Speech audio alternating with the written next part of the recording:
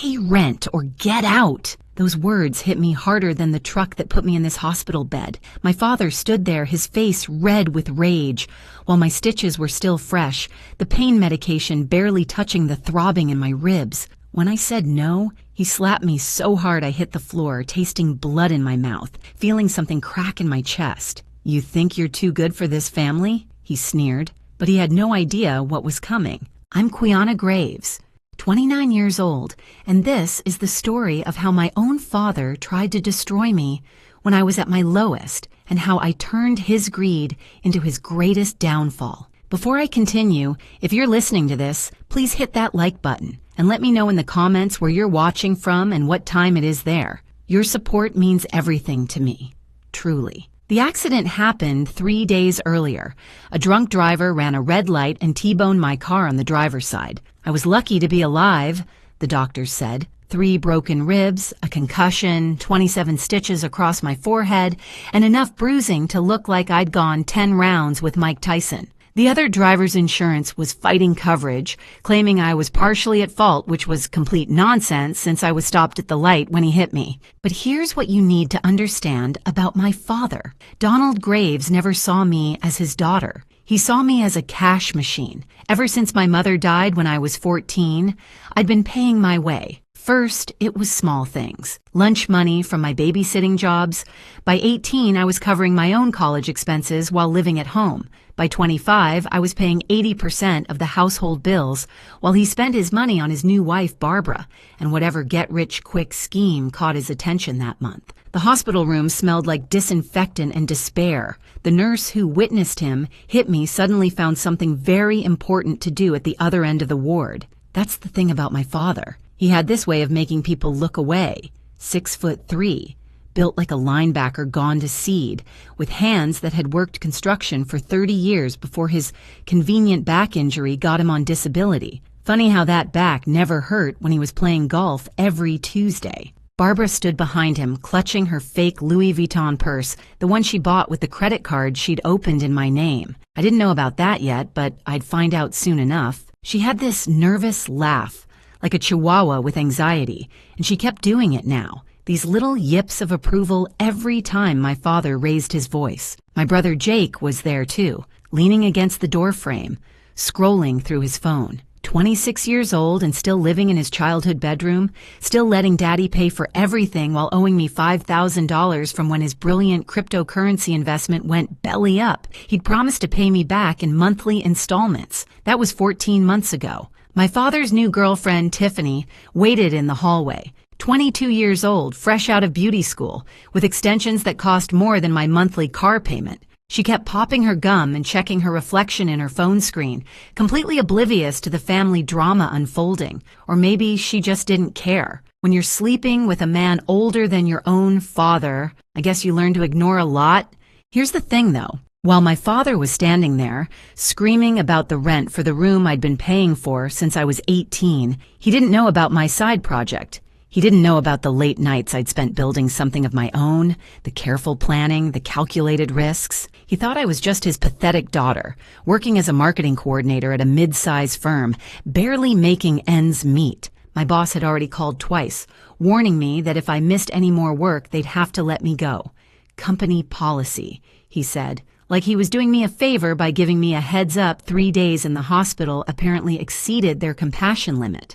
The rent is due on the 1st, my father said, and it was currently the 3rd. I'd been unconscious on the 1st, fighting for my life on the 2nd, and here on the 3rd, he wanted his money. $800 for a bedroom in the house my mother had half paid for before she died. A house that mysteriously became solely his after her death, despite what I remembered about their joint ownership. When I told him I couldn't pay him from a hospital bed, when I mentioned that maybe, just maybe, his daughter's health was more important than his rental income, that's when he snapped. The slap echoed in the small room. I fell sideways off the bed, my IV ripping out, blood mixing with the existing blood in my mouth. The monitors went crazy, beeping and screaming, but no one came. Barbara did her nervous laugh. Jake finally looked up from his phone, smirked, and went back to scrolling. Tiffany popped another bubble. "You've got 3 days," my father said. "Pay up or get out." Mrs. Chen from next door chose that moment to peek into the room. She'd brought flowers, bless her heart. Yellow roses because she remembered they were my mother's favorites. She saw me on the floor, saw the blood, saw my father's stance, and her face went pale. But when she tried to help me up, my father stepped between us. "This is family business," he told her. She left the flowers on the side table and hurried away, but not before giving me a look that said she understood exactly what kind of family business this was. 3 days later, I was discharged with a bottle of painkillers and instructions to take it easy. My father had graciously allowed Jake to pick me up, which meant I had to listen to him complain about gas money for the entire 15-minute drive. He actually held out his hand for $10 when he dropped me off. I gave him $5, only because I knew I'd need the other $5 for the bus to physical therapy the next day. The house felt different when I walked in, quieter, colder. Tiffany had moved in completely while I was gone, her stuff everywhere. Her yoga mat in the living room, her protein shakes in my section of the fridge, her flat iron on my bathroom counter. She'd actually put a sign on the bathroom door that said Tiffany's Glam Room with a little heart over the eye. Barbara was at the kitchen table surrounded by papers. Credit card applications, I realized later. She quickly covered them with a magazine when she saw me, but not before I caught a glimpse of my social security number on one of them. She gave me that chihuahua laugh and asked how I was feeling. Like I'd been hit by a truck and then by my father, I wanted to say, but I just shrugged and headed to my room. That's when I found the padlock. Not on my door, but on my closet. All my work clothes, my computer, my important documents locked away. A sticky note on the lock said, "See Donald for key rent first." I sat on my bed, which now had Tiffany's leopard print throw pillows on it for some reason, and tried to think. My phone had been buzzing nonstop, work emails piling up, my boss getting increasingly irritated, clients wondering where their projects were. I needed my computer to work from home, but my computer was locked in my closet in my room that I paid rent for in a house my mother had half-owned. The next morning, I left for physical therapy at 7. When I came back at 9, the locks had been changed. My key simply didn't work. I stood there, still in pain, still barely able to turn my head without wincing, jiggling a useless key in a lock that no longer recognized me. Tiffany opened the door eventually, wearing one of my robes, the silk one my grandmother had given me for my college graduation. "Oh," she said, popping that eternal gum, "Donald said you don't live here anymore." She actually tried to close the door in my face, but I wedged my foot in, even though it sent shooting pains up my injured side. That's when I saw them all in the living room. My father, Barbara, Jake, and my father's golf buddy, Randy, who was apparently there to assess the room for its rental potential. They were discussing how much they could charge a real tenant, someone who would appreciate the opportunity. $800 was too cheap, Randy was saying. For a room that size with a private bathroom, you could get $1,200 easy. I stood in the doorway, still in my physical therapy clothes, still smelling like hospital and heartbreak, and watched my family plan my replacement. Jake was the one who noticed me first. He actually laughed, like it was funny. Like his sister being homeless with fresh stitches and broken ribs was the height of comedy. Barbara jumped up and started her nervous routine, but my father just looked at me with this cold satisfaction. "You had 3 days," he said. "It's been 3 days. I tried to explain that my belongings were inside, that I needed my work computer, my clothes, my documents. He said I could have them when I paid the back rent plus a security deposit for the new rental agreement. He'd drawn up $1,200 a month now, thanks to Randy's assessment. Mrs. Chen was watering her garden, pretending not to watch. When my father went inside to get the new rental agreement, she hurried over. She pressed something into my hand, $300 cash and a key to her garden shed. "You can stay there tonight," she whispered. But then my father came back out, and she had to pretend she was just asking about my recovery. He threatened her then, right there in broad daylight. Told her that if she interfered, he'd report her son's food truck to the health department. Make up violations. Mrs. Chen's son's food truck was her pride and joy, the culmination of their American dream. She looked at me with tears in her eyes and went back to her garden. I signed the new rental agreement with shaking hands, not because I intended to pay it, but because I needed my things. My father said I could come back tomorrow with the money and get my belongings. All of them, he promised, though Jake was already wearing my college sweatshirt and Barbara had my laptop bag over her shoulder. That night, in Mrs. Chen's garden shed, surrounded by potting soil and fertilizer, I made a decision. But first, I needed to understand exactly what I was dealing with. So I started making calls to the bank, to credit agencies, to old family friends who might remember things about my mother's death that I was too young to understand at the time. The first credit card company I called informed me that I had an outstanding balance of $5,000 on a card I'd never opened. The second said $3,000. The third said $7,000. All opened in the last 6 months, all with my social security number, all with bills going to my father's address but hidden from me. Barbara, sweet, nervous, Chihuahua-laughing Barbara, had stolen $15,000 worth of my financial future while serving me breakfast every morning. A week later, I was officially homeless but not hopeless. My friend Shannon had let me crash on her couch, even though her apartment was roughly the size of my father's walk-in closet. She worked nights as a nurse, so we barely saw each other.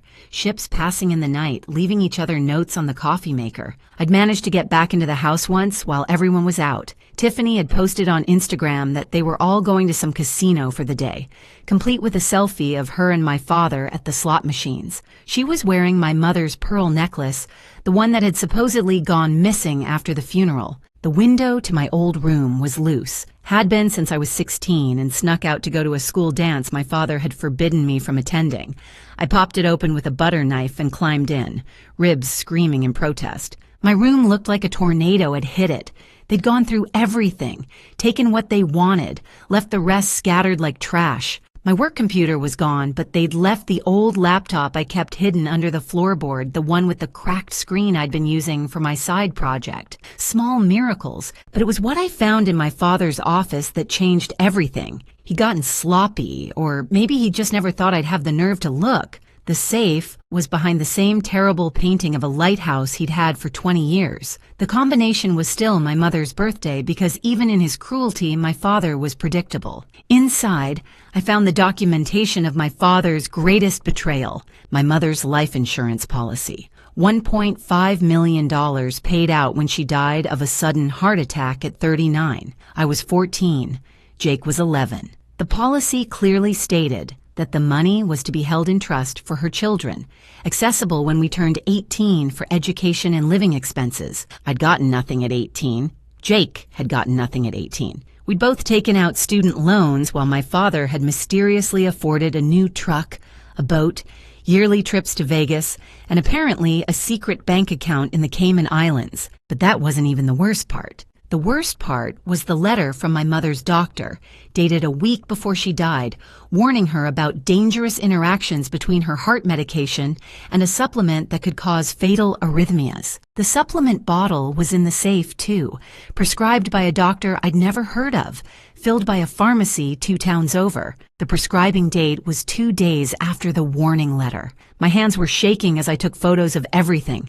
The life insurance documents, the bank statements showing regular transfers to offshore accounts, the Medicare fraud where he was still claiming my mother as a dependent, the tax documents where he'd claimed Jake and me as dependents, even after we'd moved out and filed our own taxes. Then I heard the front door. They were back early.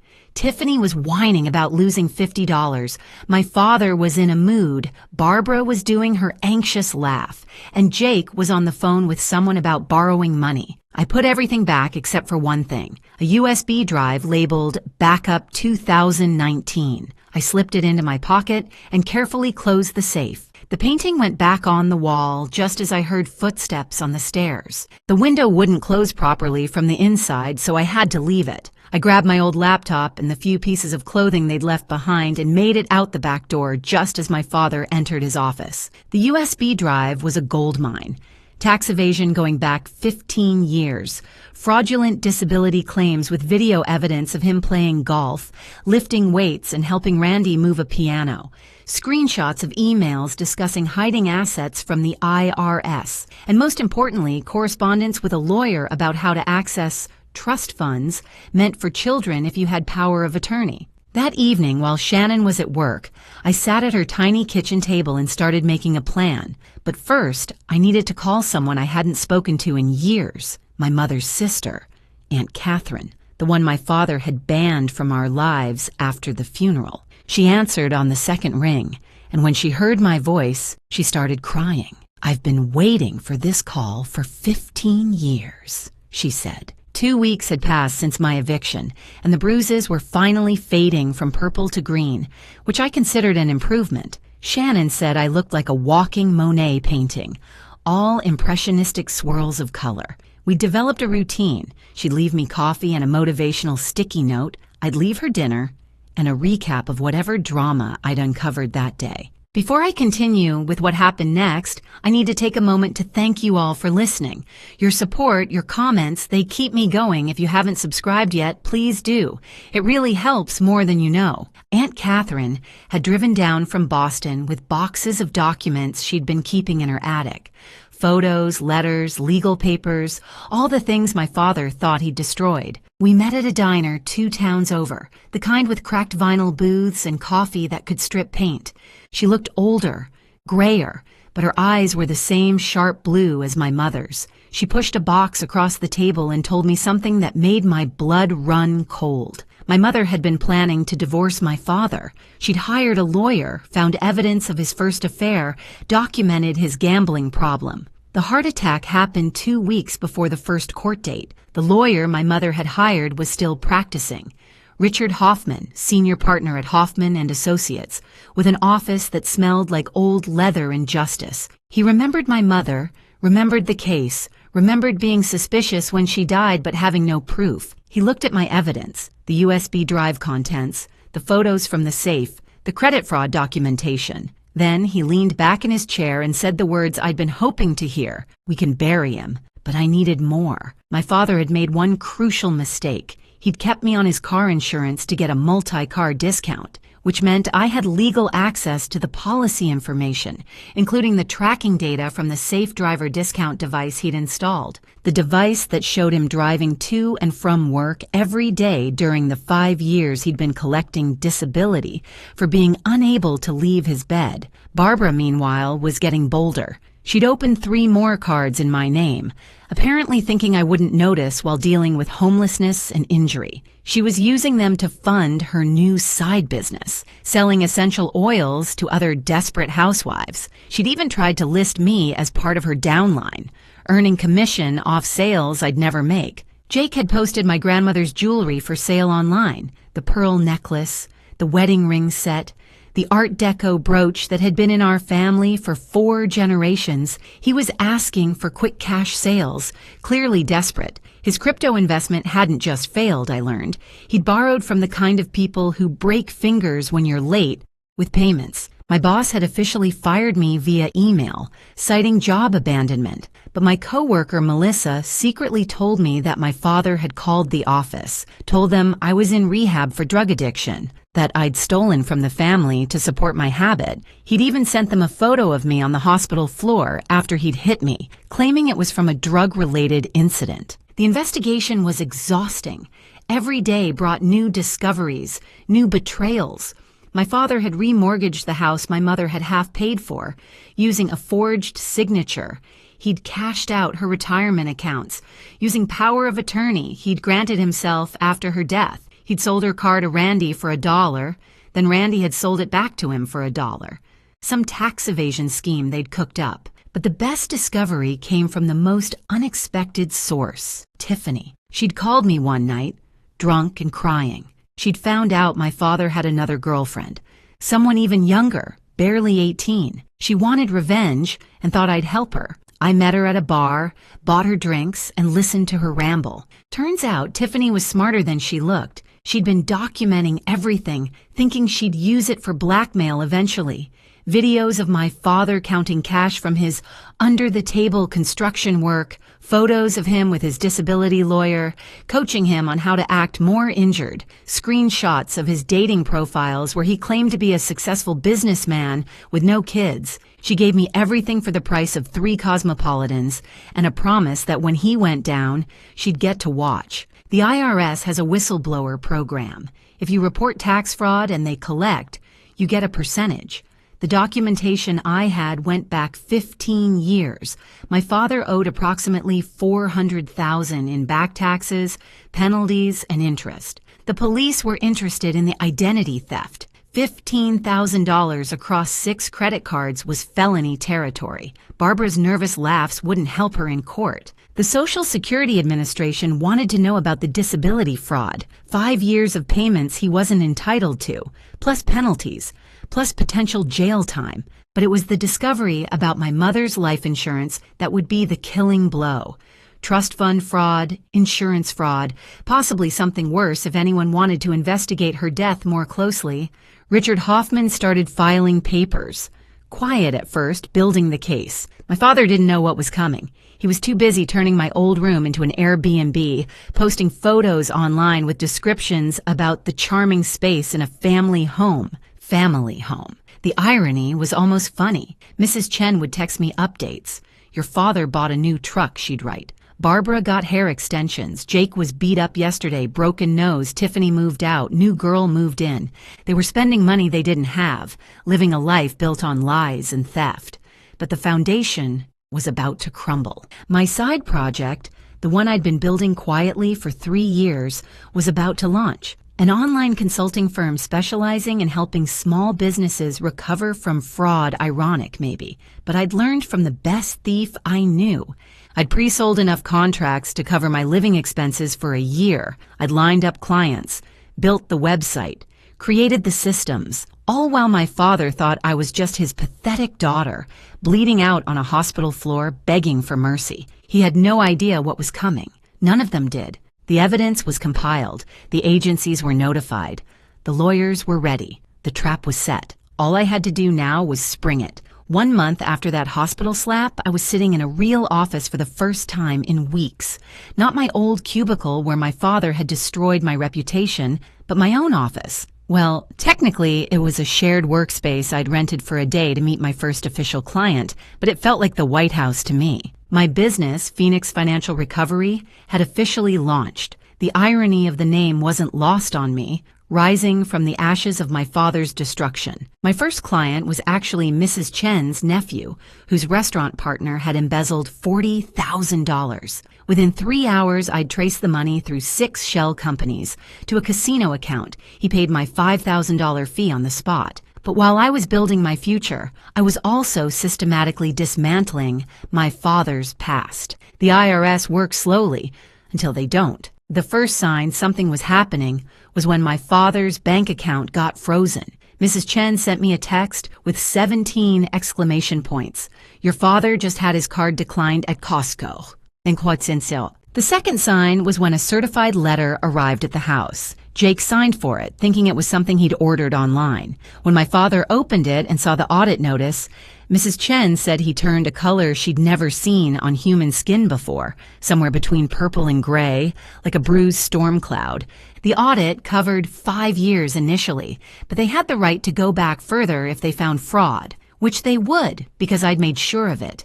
Every cash job he'd done while on disability, documented. Every dollar he'd hidden, exposed. Every lie on every tax form, highlighted in yellow with helpful sticky notes explaining the discrepancies. Barbara's situation exploded on a Tuesday. The police showed up while she was hosting her essential oils party.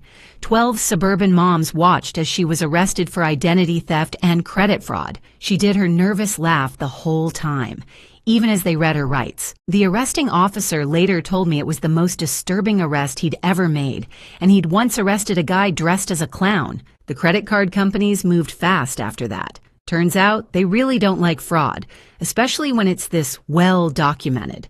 They froze all the cards, demanded immediate repayment, and started investigating whether my father knew about it. He did, of course. I had emails proving it, but I was saving those for phase 2. Jake's problem solved itself in the most karma-appropriate way possible. The people he owed money to showed up at the house the same day the IRS froze the accounts my father couldn't pay them off, and Jake couldn't hide behind Daddy anymore. He ended up having to sell everything he owned, including my grandmother's jewelry he'd stolen. But here's the beautiful part. I'd already contacted the pawn shop owner, explained the situation, and arranged to buy them back for half of what Jake got. The owner was a nice Korean man who remembered my mother and hated thieves. My father tried to salvage things by renting out my room on Airbnb, but I reported the listing for health and safety violations. which weren't hard to find. Considering the window I'd broken to get in was still broken, the smoke detectors didn't work, and there was mold in the bathroom that had been painted over rather than treated. The city inspector was very thorough, especially after I mentioned my father had bragged about never pulling permits for his DIY renovations. Tiffany's evidence was pure gold. She'd recorded my father coaching his new girlfriend, Ashley, on how to apply for credit cards in her mother's name. She had video of him literally practicing his disabled walk before a doctor's appointment, then forgetting and walking normally to his truck. She had screenshots of him selling prescription pills he got for his fake back pain. But my favorite piece of evidence was something I found by accident. My father had been claiming Jake as a dependent for tax purposes for the past 8 years, even though Jake had moved out at 21 and had been filing his own taxes. That's tax fraud for both of them, and Jake didn't even know it. When he found out, he turned on my father so fast it gave me whiplash. Richard Hoffman filed the trust fund lawsuit on a Wednesday. My father was served at his golf club in front of all his buddies. The lawsuit sought full repayment of the $1.5 million life insurance policy, plus interest plus damages. It also formally accused him of fraud, breach of fiduciary duty, and conversion of trust assets. Randy, his golf buddy who'd helped him evade taxes, got his own surprise when the IRS showed up at his used car dealership. Turns out, when you help someone commit tax fraud, you become part of the conspiracy. His wife was particularly upset when she learned about the cash he'd been hiding from their divorce proceedings. The disability investigation moved faster than expected. They had video evidence from the Safe Driver app, from Tiffany's recordings, from social media posts where my father forgot he was supposed to be bedridden. They calculated he owed them $230,000 in fraudulent payments, plus penalties. My online business was thriving. Word spread quickly in the small business community about the woman who could track down hidden money and expose fraud. I was booked solid for 3 months out, raising my rates twice and still having to turn clients away. The best part? I was documenting everything on a blog, anonymously, of course. How to Survive Family Financial Fraud became my most popular post, shared thousands of times. The ad revenue alone was paying my rent at the new apartment I just signed a lease for, a beautiful 2-bedroom with a balcony where Mrs. Chen could visit for tea without fear of my father's threats. The house of cards was falling, and my father was scrambling to prop it up. He tried calling me, leaving voicemails that ranged from threatening to pleading to sobbing. I saved everyone. Evidence for the restraining order I'd eventually need. He tried to liquidate assets, but everything was frozen. He tried to borrow money, but his credit was destroyed. He tried to get his new girlfriend to help, but she'd Googled him and found my blog. She left him via text message while he was meeting with a bankruptcy lawyer. The trap wasn't just closing, it was slamming shut with the force of 15 years of karma coming due. 6 weeks from that hospital slap, the universe decided to collect its debt all at once. It started on a Monday morning at 9 a.m. when the IRS showed up with a seizure notice. Mrs. Chen had a front row seat and gave me a play-by-play over FaceTime. They took my father's new truck first, the one he'd bought with my mother's trust fund money. He actually tried to claim it was a medical necessity for his fake disability, but the agent just laughed and pointed to the lifted suspension and racing stripes. Pretty sure those aren't standard medical modifications. They tagged everything in the house for auction. The boat, the jet skis, the home theater system, even Barbara's essential oils inventory. She wasn't there. She was in county jail, unable to make bail because their accounts were frozen. Her lawyer had already contacted me about a plea deal. I told him I'd think about it, but we both knew I wouldn't budge. The trust fund lawsuit had triggered an investigation into my mother's death. I hadn't pushed for it, but once the authorities saw the life insurance documents and the suspicious timing, they opened a cold case review. My father panicked and tried to destroy evidence, but Tiffany had already given the police the safe combination. They found everything, including documents I hadn't even known existed. Jake cracked like an egg. Faced with his own tax fraud charges, he agreed to testify against our father. He admitted to knowing about the trust fund, about helping hide assets, about the fake disability claims. He even revealed something I didn't know. My father had a second family in Florida, a woman he'd been sending money to for 10 years, with 2 kids he claimed on taxes in that state too. The Florida revelation brought in the FBI for interstate fraud. My father went from facing state charges to federal ones. The prosecutor called me personally to say it was one of the most extensive family fraud cases she'd ever seen. But the real circus started when the story went viral. A local reporter had been following the case after the very public arrest at the golf club. She'd interviewed Mrs. Chen, some of my former co-workers who knew the truth, and even Tiffany, who showed up to the interview in full glam wearing my mother's pearl necklace, which I'd bought back and given to her as a thank you gift. The headline read, "Local man defrauds dead wife's trust, leaves daughter homeless after accident." It got picked up by national news. My blog traffic exploded. I had to upgrade my hosting twice in one day. My father tried to do damage control. He went on local radio claiming I was a disgruntled daughter making things up for attention. But the host had done his homework. He played audio of my father from his disability hearing, claiming he couldn't walk, then played video from that same day of him carrying a refrigerator upstairs for his under-the-table moving business. The interview ended with my father screaming profanities and threatening to sue everyone. The station had to bleep so much of it that it sounded like Morse code. It became a meme. Someone even made a remix that hit 1 million views on TikTok. The IRS auction was scheduled for a Saturday. I showed up with cash, prepared to buy back anything of my mother's they were selling. But here's where the story gets beautiful. The auctioneer recognized me from the news he'd lost his own mother young and understood what this meant. He made sure every single item of sentimental value went to me for the minimum bid. My mother's china set, $1.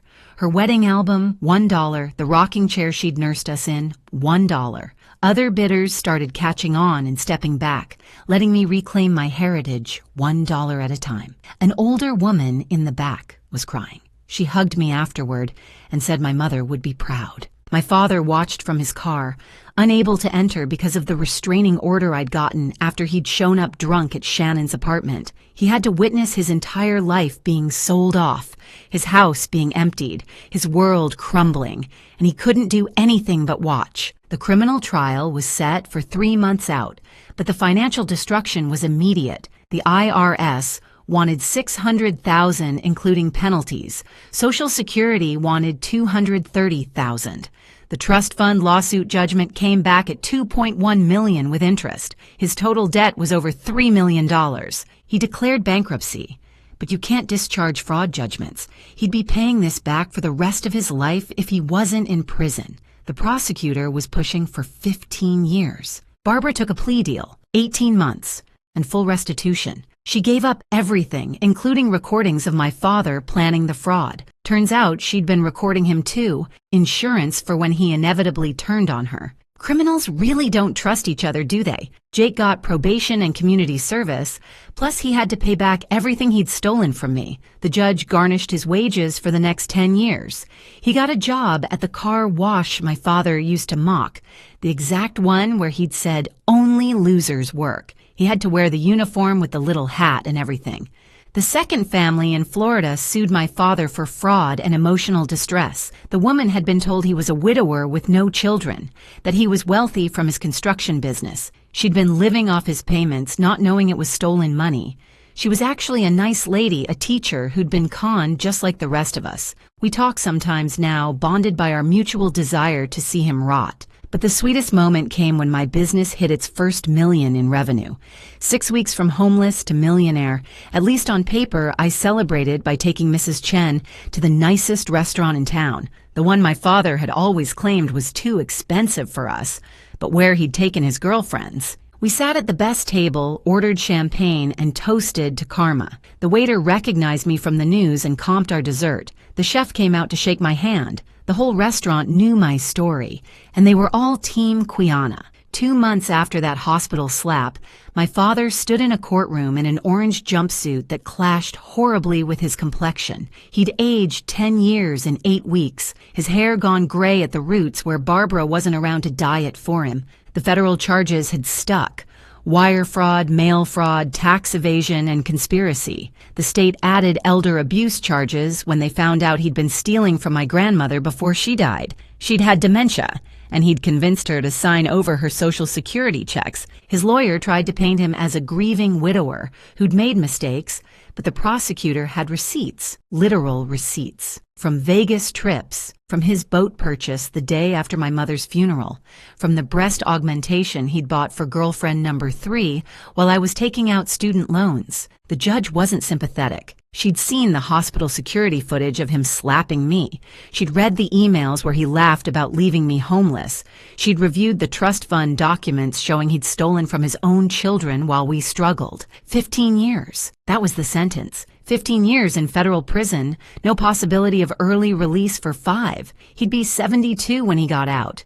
If he lived that long, he'd miss everything. Any grandchildren I might have, any chance to redeem himself, any possibility of a normal life. But before they took him away, the judge allowed victim impact statements. I'd prepared mine for weeks, practicing in front of the mirror until I could say it without crying. I told the court about growing up without a mother, about working 3 jobs in college while he spent my trust fund on gambling. I told them about the nights I'd gone hungry so I could pay the rent he demanded. I told them about the hospital, the slap, the blood in my mouth, the fear that he might actually kill me one day. But I also told them about my success, about my business that now employed 12 people, about the foundation I was starting for young women who'd been financially abused by family members, about the book deal I'd just signed to tell this story to the world.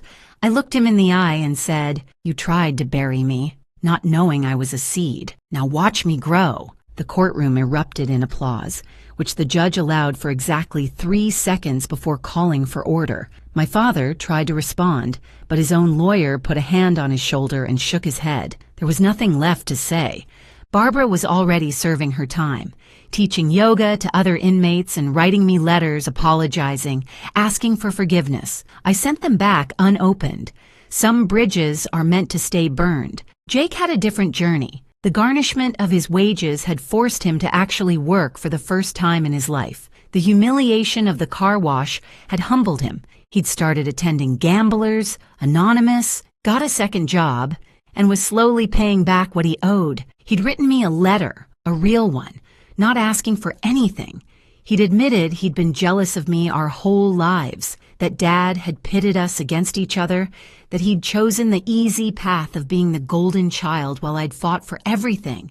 He said he was sorry about Mom, about the jewelry, about not standing up for me at the hospital. I wrote back, just once. I told him forgiveness was earned, not given, but that I was watching his progress. Maybe someday we could be siblings again. Maybe. The house was foreclosed on.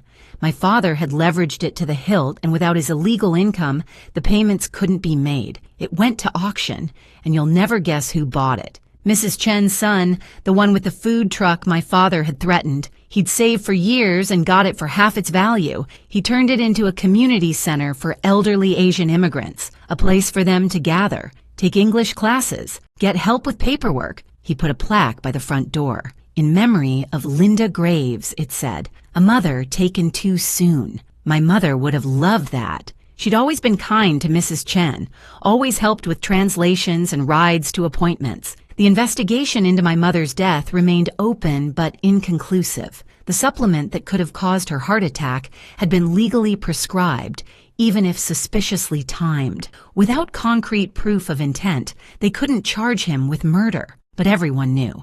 The whole town knew what he'd probably done. His reputation was destroyed beyond repair. His golf club revoked his membership. His favorite bar banned him for life. Even the grocery store employees would mysteriously run out of whatever he tried to buy. He was a pariah before he even got to prison. I used part of the recovered trust fund money to hire a forensic accountant to find everything else he'd hidden. We discovered accounts in the Bahamas, cryptocurrency wallets, even gold coins buried in the backyard like some paranoid pirate. Every penny was seized and put toward his debts. The book advance was substantial, enough to buy my own house outright. I chose a beautiful Victorian 3 blocks from Mrs. Chen, with a garden where I could grow the yellow roses my mother had loved. The first night in my own home, I sat on the porch swing and cried. Good tears, finally, tears of relief, of freedom, of victory. My business had grown beyond my dreams. We'd helped recover over $50 million in the first year, taking a percentage that made me wealthy beyond anything I'd imagined. I hired Shannon as my operations manager, gave her a salary that let her quit nursing and work normal hours. I hired other women who'd been financially abused, trained them, gave them careers and hope. 6 months after that hospital slap, I stood at my mother's grave with news she would have loved. The yellow roses I'd brought seemed to glow in the morning sun, and for the first time in 15 years, I felt her presence as comfort rather than sorrow. Dad got 15 years, I told the headstone. Barbara's in jail, Jake's actually working, and I'm okay, Mom. I'm more than okay, I'm thriving. The foundation I'd started, the Linda Graves Fund for Financial Freedom, had just given its first grants. 10 women, all under 30, all escaping financial abuse from family members. We provided emergency housing, legal assistance, and financial counseling. One recipient had already started her own business with our help, a bakery that donated day-old bread to shelters. My father had been in prison for 2 months when I got the call. He'd been beaten by other inmates after they found out he'd stolen from his dead wife's children. He was in the infirmary, would recover, but would need protective custody for the rest of his sentence. Alone, isolated, afraid every day. I didn't feel sorry for him. I felt nothing, which was its own kind of freedom. Jake had surprised everyone by actually sticking to his redemption. He'd paid back half of what he owed already, working 80-hour weeks between the car wash and a night janitor job. He'd even started dating a nice girl from his GA meetings, someone who understood struggle and growth. He'd sent me a photo of them at a free concert in the park, both smiling genuinely. I'd smiled back, alone in my office, and saved the photo. Barbara had found religion in prison because of course she had. She'd become the chaplain's assistant, leading prayer groups with the same nervous energy she'd once brought to essential oil parties. Her letters had stopped coming after I had my lawyer send a cease and desist. The silence was golden. The media attention had finally died down, though I still got recognized sometimes, usually by women who'd pull me aside in grocery stores or coffee shops to whisper their own stories of family financial abuse. I'd give them my card, tell them they weren't alone, that there was hope beyond the pain. My business had expanded to 3 cities, with plans for national coverage by year's end. We'd been featured in Forbes, The Wall Street Journal, and even 60 Minutes' Anderson Cooper had called my story a testament to resilience. My father had probably watched that interview from his cell, though the thought gave me no satisfaction. The best revenge was living well, and I was living exceptionally. Mrs. Chen had become my unofficial grandmother, joining me for Sunday dinners and teaching me to make her famous dumplings. Her son had turned my childhood home into a beautiful community space, and sometimes I'd stop by to teach financial literacy classes in the room that used to be mine. The irony wasn't lost on me, teaching economic empowerment in the space where I'd been economically enslaved. The surprise came when Ashley, my father's last girlfriend, reached out. She was 18, traumatized, and pregnant. My father had convinced her to drop out of high school, isolated her from her family, and abandoned her when his world collapsed. She had nowhere to go. I could have turned her away. No one would have blamed me. But I saw myself in her eyes, another girl my father had tried to destroy. I connected her with the foundation, got her into transitional housing, helped her get her GED. When her daughter was born, she named her Linda, after my mother. I cried when she told me, the kind of tears that heal old wounds. The ultimate plot twist came when the IRS whistleblower payment came through. 30% of what they collected from my father's tax fraud, just over $200,000, deposited directly into my account on a random Tuesday. I stared at the balance for an hour, calculating how many women the foundation could help with that money. But first, I did something for myself. I flew to Paris, first class, and stayed for 2 weeks. I'd always dreamed of seeing the Eiffel Tower, eating real croissants, walking along the Seine. My mother had promised to take me for my 16th birthday, a promise my father had broken along with everything else. I sent him a postcard from the top of the tower. The message was simple: wish you were here. Just kidding. Q. When I returned, there was a letter waiting from Aunt Catherine. She'd been diagnosed with cancer, stage 3, and wanted to see me. I drove to Boston that night, held her hand through chemo treatments, moved into her guest room to help with her care. She'd been there for me when I'd needed truth.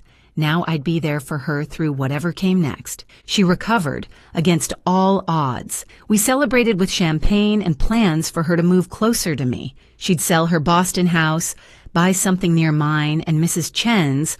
We'd form our own little family, chosen and cherished, bound by love rather than blood. The final cosmic justice came in month 6, my father's prison job assignment, financial clerk in the library, helping other inmates with their taxes. He made 14 cents an hour, which was garnished for restitution. At that rate, he'd need to live to be 400 to pay everything back. His new girlfriend turned out to be an IRS auditor who'd been investigating him separately. She'd played him like a fiddle, gathering evidence while pretending to fall for his charms. She sent me a thank you card with a Starbucks gift card inside. Just wanted you to know he never had a chance, she'd written. Professional admiration from one fraud hunter to another. Standing in my garden now, 6 months after everything started, I watched the sunset over my yellow roses. My phone buzzed with messages from clients, employees, friends who'd become family. The foundation had just been approved for a major grant. My book was already in its 3rd printing. Life was good in ways I'd never imagined possible.